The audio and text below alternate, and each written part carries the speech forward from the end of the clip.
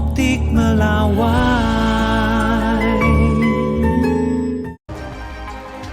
Saudara, dalam segmen ini kami memiliki sejumlah topik pilihan yang sudah kami rangkum dalam sejumlah informasi di berita utama dalam sepekan terakhir. Informasi yang pertama atau ulasan pertama untuk Anda, Saudara, mendekati masa pendaftaran calon peserta pemilihan kepala daerah, aroma kompetisi semakin jelas tercium. Arah dukungan partai politik pun mulai terang-terangan mengerucut pada nama-nama tertentu. Dalam bursa Pilkada Jakarta misalnya, dari hasil survei Litbang Kompas pada tanggal 15 hingga 20 Juni 2024 yang menanyakan soal elektabilitas calon gubernur rujukan publik Jakarta menunjukkan bahwa Anies Baswedan memiliki elektabilitas tertinggi di Jakarta dengan angka 29,8%. Sedangkan Basuki Cahayapurnama atau Ahok berada di posisi kedua dengan raihan 20%. Survei yang dilakukan pada 400 responden dengan metode pencuplikan sistematis bertingkat di Provinsi Daerah Khusus Jakarta ini menunjukkan bahwa Anies dan Ahok menjadi dua tokoh yang memiliki elektabilitas tertinggi di Jakarta, meski segala kemungkinan masih terbuka. Anies Baswedan dan Basuki Cahayapurnama ini cukup kuat gitu ya elektabilitasnya. Namun kalau kita lihat sebenarnya kan dihitung berdasarkan yang tidak mengarahkan suara ke dua sosok ini kan sebenarnya masih ada sekitar 50% gitu ya.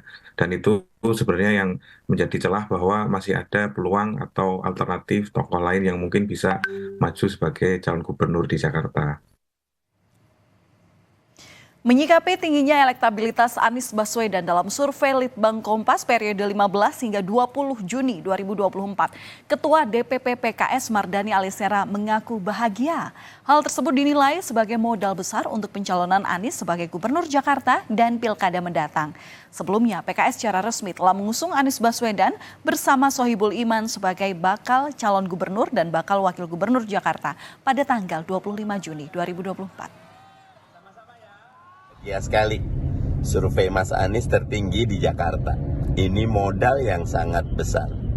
Tapi kemungkinan dinamis masih ada. Karena itu buat PKS, kerja besar sekarang adalah door to door campaign dan terus memasarkan aman Anies Sohibul Iman.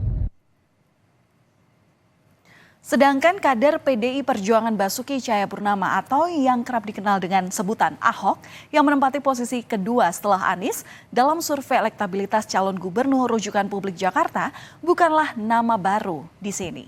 Sempat menjadi gubernur Jakarta pada periode 2014 hingga 2017, Ketua DPP PDIP bidang perekonomian itu meraih suara cukup tinggi di angka 20%. Meski dinilai masih memiliki daya pikat, partai tempat Ahok bernaung yakni PDI Perjuangan mengaku belum memutuskan nama jagoan untuk berlaga di Pilkada Jakarta.